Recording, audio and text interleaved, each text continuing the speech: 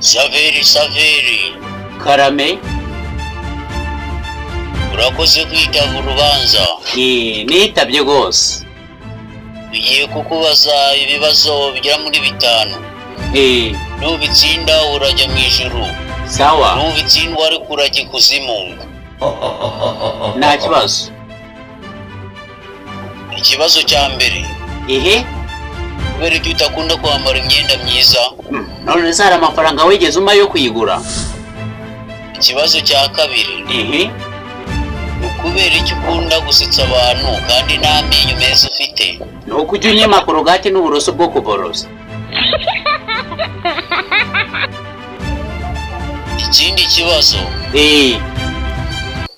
Kubera iki ureba abantu ugahita ubapinga?